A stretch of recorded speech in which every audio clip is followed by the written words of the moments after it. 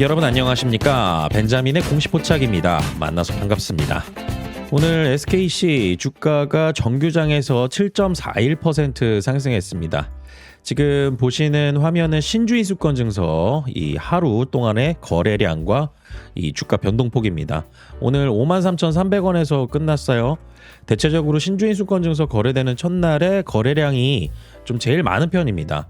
그리고 오늘 가격 변동 같은 경우는 시가가 55,500원에 시작해서 저가 마이너스 45,950원까지 하락했다가 54,300원까지 올라갔던, 자 그래서 항상 말씀드리지만은 이 신주인수권 증서 같은 경우는 이 시장에서 신주인수권 증서를 사서 내가 청약에 참여할 수도 있고, 그리고 신주인수권 가지고 계시는 분들이 시장에 매도해서 나는 청약 참여 안 할 것이다, 일부 현금화할 것이다, 이렇게 결정해서 거래가 되는 그 시장이라고 말씀드렸습니다. 그리고 5영업일 동안만 상장되고 이 신주인수권 증서는 상장 폐지가 됩니다. 자, 그런데 여러분들께서 이 신주인수권 증서 이 가격만 보면은 이걸 도대체 어떤 기준으로 저희가 싸다 비싸다를 판단해야 되는지 좀 헷갈릴 수가 있습니다. 제가 그 부분 말씀을 드릴 거고요. 그리고 오늘 SKC 1시 10분에 영업실적 잠정치 공시돼서 올라왔고, 오후 2시에 컨퍼런스 콜이 있었습니다. 그리고 여기에서 상당히 많은 투자의 포인트를 함축하고 있는 그런 내용들이 좀 발견이 됐거든요. 이 부분도 차근차근 좀 말씀을 드려보도록 하겠습니다. 제가 지난 영상에서도 말씀드렸지만은 신주인수권 증서 거래로 내가 어떤 자본의 이득을 얻겠다라고 생각하시는 이런 접근 방법은 상당히 쉽지가 않을 것이다. 왜냐하면은 이건 권리입니다. 권리. 본주가 아니라 이 본주를 인수할 수 있는 권리이기 때문에 본주 가격에 영향을 훨씬 더 크게 받습니다. 그리고 시간이 지나면서 유통 물량도 자꾸 떨어지게 되는 이런 상황이 벌어져요. 그래서 내가 팔고 싶을 때 막 호가 떨어뜨리면서 팔아야 되는 그런 상황도 벌어질 수도 있으니까 여러분들께서는 꼭 이 부분 기억을 잘 해두시고, 신주인수권 증서 가격이 결국에는 본주 가격과 연동돼서 움직이는데 이 신주인수권 증서 가격 자체가 어떤 기준에 의해서 쌀 때가 있고 비쌀 때가 있습니다. 그게 바로 뭐냐면, 제가 지금 오늘 종가 기준으로만 설명을 먼저 드려볼게요. 오늘 정규장 종가 124,700원입니다. 124,700원으로 정규장에서 끝났고요. 신주인수권 증서 가격 같은 경우는 53,300원으로 거래가 마무리가 됐죠. 자, 그리고 여러분들 잘 아시는 1차 발행 가격, 제가 계속 말씀드려왔던 거 얼마죠? 76,600원이죠. 76,600원입니다. 자, 그러면은 내가 53,300원짜리 신주인수권 증서 한 개를 이 거래 기간 동안에 사서 76,600원을 주고 신주 청약하게 된다라고 하면은 124,700원보다 싸면은 이 53,300원이라는 신주인수권 증서 가격 자체가 쌀 수 있다라는 것이죠. 기준이 되는 게, 내가 신주인수권 증서 한 개를 매수해서 확정 발행 가격이 아직 결정은 되지 않았지만은 1차 발행 가격으로 나온다라고 했을 때 76,600원 주고 사면 되는 겁니다. 그렇게 됐을 때 가격이 얼마죠? 123,900원입니다. 123,900원이면 124,700원보다 싸네요. 그래서 싸다라고 볼 수는 있는데, 이 가격이 또 53,300원에서 본주 가격 떨어지면서 이게 또 떨어질 때도 있습니다. 그래서 현재 기준에서만 이게 싸다 비싸다 평가할 땐 이렇게 볼 수가 있는데, 실질적으로 본주 가격에 가장 커다란 영향을 받는 게 신주인수권 증서 가격이다. 그래서 더더욱 저희는 SKC에 그냥 본주, 그리고 주가, 그리고 주식에, 그리고 회사의 투자 정보, 투자자로서 접근하는 게 훨씬 더 여러분들 이 신주인수권 증서 가격에 연연하는 것보다 유익하다라고 말씀드릴 수 있겠습니다. 자, 그런데 여기서 변수가 오늘 하나 생겨버렸어요. 주가가 이렇게 올라버려가지고요, 확정 발행가액이 76,600원으로 안 나올 것 같아요. 이 추세로 가면은. 그러면은 이제 저희가 좀 대비해야 되는 어떤 상황들도 벌어지거든요. 자, 우선은 제가 이 항상 보여드리는 거, 이 주가 데이터를 바탕으로 확정 발행가액을 좀 미리 예상해서 계산을 해본다. 그리고 왜 예상을 하고 미리 계산을 해보느냐? 이 주가 추이에 따라서 확정 발행가액이 얼마냐에 따라서 현재 주가와의 차이, 이 부분 때문에 매도 물량이 크게 나올 수도 있다라는 부분을 지난 영상에서도 말씀을 드렸어요. 그래서 오늘까지 계산을 해보니까 2차 발행가액이 97,751원이 나옵니다. 자, 그러면 호가 단위로 하면은 97,800원입니다. 1차 발행가 얼마죠? 76,600원입니다. 기사에서도 그렇고 많은 사람들이 1차와 2차 중에 그냥 단순하게 낮은 거 결정돼 라고 이야기할 수도 있는데, 제가 여기 한 가지가 더 있다라고 말씀드렸습니다. 그래서 지난 시간에 만약에 주가가 평균적으로 13만 원이 형성된다라고 하면은 이게 확정 발행가액이 78,000원으로 딱 떨어져서 바뀔 수가 있다라고 말씀드렸어요. 여기에서 그런데 1차적으로 고르는 기준 자체가 1차 발행 가격과 2차 발행 가격 중에 낮은 거를 먼저 고르는데, 어떤 특정한 기간에 주가가 많이 상승을 해서 1차 발행 가격보다 할인율을 때렸는데도 불구하고 1차 발행 가격보다 높다라고 하면은 그 가격을 선택하는 기준이 된다. 그래서 1차와 2차 중에 낮은 거 미니마이즈 먼저 고르고, 낮은 걸 먼저 고르고, 이 청약일 전 과거 3거래일 이때 데이터가 제일 중요해요. 지금 오늘 기준으로 해서 제가 계산을 해보니까요, 평균 주가가 126,603원이 나왔어요. 이 평균 주가 126,603원으로 해서 공시에서 나온 할인율 40% 적용해서 계산을 해보면 72,400원입니다. 자, 그러면은 최종적으로 어떻게 계산이 되느냐? 76,600원과 97,800원 중에 우선 낮은 걸 골라요. 76,600원이 골라졌죠? 그리고 나서 72,400원과 76,600원 중에 높은 걸 골라야 돼요. 그러면 어떤 게 골라지죠? 72,400원.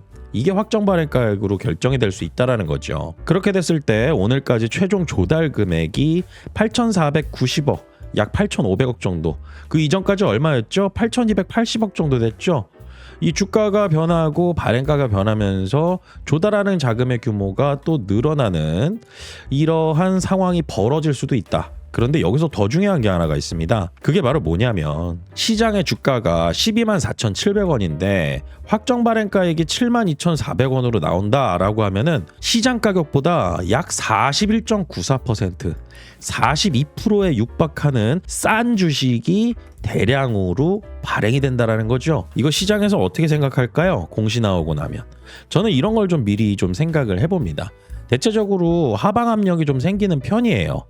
그래서 지금 이 42%에 육박하는 이 괴리율, 이것 때문에 확정 발행가액 최종적으로 이 추세로 나와서 이 공시가 된다라고 하면은 하방 압력이 생길 거고요. 그 다음에 개인 투자자만 유상증자 신주 청약에 참여하는 게 아닙니다. 기관 투자자들도 참여하고요, 외국인 투자자들도 참여합니다. 자, 그러면 외국인 투자자나 기관 투자자는 무엇을 할 수가 있죠? 대체적으로 개인 투자자보다 이 공매도를 잘 쓰잖아요. 이 공매도 제한이 풀리는 기간이 있습니다. 그게 바로 언제냐면은요, 여기 보시면은 청약이 금지되는 공매도 거래 기간 2월 27일부터 5월 11일까지. 5월 11일 이후부터는 공매도를 해도 신주 청약에 참여할 수 있다.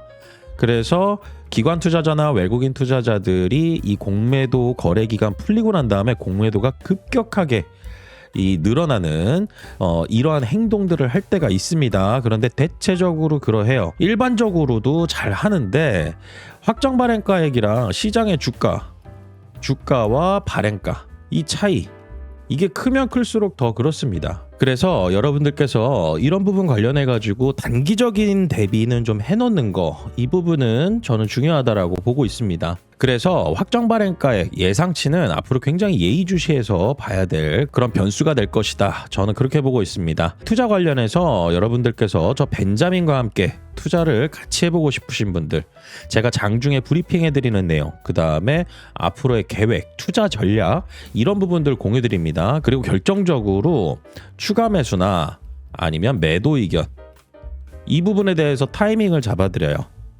네이버에 벤자민의 공시 포착이라고 검색만 하시면 확인하실 수 있습니다. 그러면 제가 운영하는 네이버 프리미엄 컨텐츠 확인하실 수가 있고요. 그래서 항상 말씀드리죠. 네이버에 직접 검색하셔도 되고요. 그리고 제가 영상 링크 이 설명란과 고정 댓글에 달아놨습니다. 그러면 꼭 이 네이버 프리미엄 컨텐츠 이걸 확인하시라고 말씀드려요. 그래서 클릭하시면은 제가 운영하는 메인 화면입니다. 오늘 제가 SKC 관련해서 컨퍼런스 콜 끝나고 요약해가지고 올려드린 내용이거든요. 장중에 이런 내용들을 브리핑을 드려요. 그래서 오늘 실적이 어땠는지 그리고 중요한 부분이 어떤 건지 그래서 제가 종합적으로 좀 오늘 이런 얘기는 좀 드렸습니다. 영업이익은 아직 적자인데 감가상각이랑 세금 그 다음에 이자 이런 거 빼고 현금 창출 능력을 평가하는 그런 지표 중에 하나죠. 그런데 이 에비타가 플러스로 돌아섰다는 것은 현금 창출 능력이 회복되기 시작했다는 신호. SKC 같은 경우는 23년도부터 해서 계속 적자 이어오다가 이제 턴어라운드하는 요 구간에 왔습니다. 그래서 2차 전지와 반도체 소재 그리고 화학 쪽 그리고 중요한 부분은 이제 신규 사업 쪽에서 지금 매출이 0원인데 유리기판 관련해서는 매출이 여기서 잡힐 거예요. 그래서 항목으로도 좀 보여주고 있습니다. 그리고 여기서 좀 중요했던 거 1분기 실적 발표 컨퍼런스 콜 Q&A에서 NH투자증권에서 질문이 있었고요. 동박, ESS 판매 현황하고 말레이시아 공장 제가 이거 말레이시아 공장 되게 중요하게 보거든요. 왜냐하면은 말레이시아에 SKC가 공장을 지은 이유가 있습니다. 동박은 생산할 때 전기를 굉장히 많이 사용하게 돼요. 그래서 전기료가 저렴한 이 국가로 가게 된 거고 그 다음에 이 글라스 기판 관련해 가지고 하나증권에서 질문한 거 이 수율 개선 그리고 고객사 평가 테스트 그리고 7월 신뢰성 평가 프로세스 시작 그리고 현재 평가 진행 중인 고객 외 복수의 글로벌 빅테크 기업과 신규 프로젝트 검토하고 있다. 그리고 3번 질문이 저는 굉장히 좀 인상적이었는데요. 이 삼성증권에서 유상증자 관련해 가지고 조달 규모 축소 이 부분에 대해서 얘기를 했어요. 그런데 아까 제가 말씀드렸죠. 아직 확정 발행가액 나온 거 아닙니다. 그리고 지금 주가 레벨로 계속 이어진다라고 하면은 확정 발행가액이 1차 발행가액이 안 될 수가 있어요. 그렇기 때문에 조달 규모는 변동될 수가 있지만 지금 1차 발행 가격으로 산정했을 때 조달 규모는 예정했던 것보다 축소된 게 맞다. 자금 사용 계획에 변경 여부가 있느냐. 그랬을 때 사측에서 어떻게 얘기했냐면요. 1차 발행가 확정으로 조달 규모가 당초보다 다소 축소되었는데 글라스 기판, 유리 기판 투자 여기에 약 6천억 원 계획은 그대로 유지한다.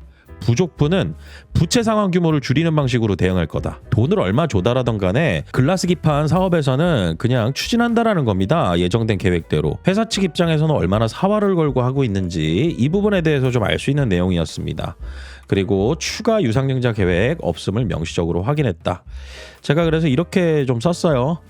개인적으로 유상증자 관련 자금 사용 목적에서 유리기판 관련 투자금은 계획대로 유지한다가 저는 인상적으로 생각했습니다. 왜냐하면은 조달하는 자금 규모가 줄어들게 되면은 대부분 배정했던 그 비율대로 조정을 하거든요. 예를 들어서 조달하는 금액의 50%는 채무 상환 자금으로 쓰기로 되어 있고 그 다음에 나머지 50%는 설비 투자 확장하는 거로 쓰게 되어 있는데 조달 규모가 1조에서 예를 들어서 뭐 한 7천억 원으로 이 줄어들게 됐다라고 하면은 원래는 5천억 원 쓰려고 했는데 7천억으로 냈으면은 3,500억으로 비율대로 거의 조정하는 게 일반적인데 이렇게 글라스 기판 투자는 건드리지 않는다. 이거 굉장히 좀 인상적이었죠. 그래서 유리기판 관련해서 올해는 좀 가시적인 성과 이런 부분들이 만들어질 가능성이 상당히 높다라고 저는 보고 있습니다.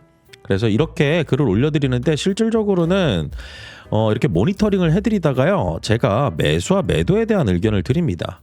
새롭게 매수 의견 드리는 종목들이 있어요. 그리고 매도 의견 드리는 종목이 있습니다. 제가 매수 의견을 냈으면 마지막에 꼭 매도 의견까지 드립니다. 그리고 여러분들께서 제가 운영하는 네이버 프리미엄 컨텐츠 채널 구독 원하시는 분들은 이 공지사항 꼭 한 번씩 보세요.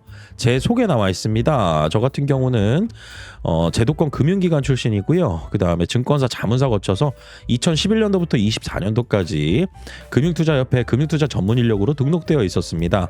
지금은 특정 자문사나 증권사에 소속되어 있지 않은 독립 리서치 크리에이터로서 여러분들하고 구독자 관점에서 글을 올려드리고 있고요. 그리고 이 글을 읽어보신 다음에 구독을 원하시는 분들은 이 구독 버튼 누르시면 돼요.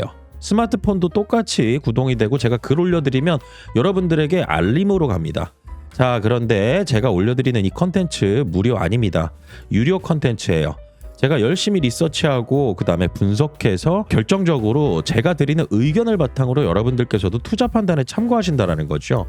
여러분들은 정보 이용료라고 생각하시면 되고요. 구독료는 월에 5만 원입니다. 네이버에서 운영하는 네이버 프리미엄 컨텐츠입니다. 저와 네이버와 제휴를 맺고 하는 곳이고 결제도 네이버에서 하시면 됩니다. 그리고 여기에 네이버 로그인 하신 다음에 톡톡 문의 버튼이 있어요.